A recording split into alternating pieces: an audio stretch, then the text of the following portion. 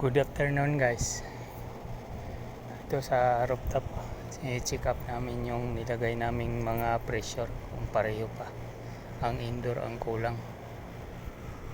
Kulang ang hangin na nilagay namin. Ibig sabihin doon ang may leak. Kailangan buksan yung ceiling doon. Lagariin nila yung ceiling para matanggal yung coil. I-repair yung coil dahil may leak. Kaya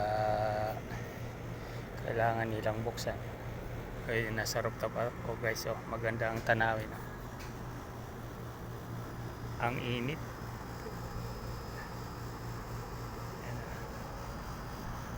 Yan.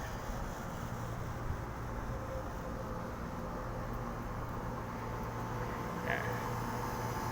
Yun yung mataas din masyado na tower. Oh. Kingdom Tower yun. Oh. Yun yung Kingdom Tower. Ito yung kasunod na tower na mataas din. Yan. Taas. Dito ako sa taas.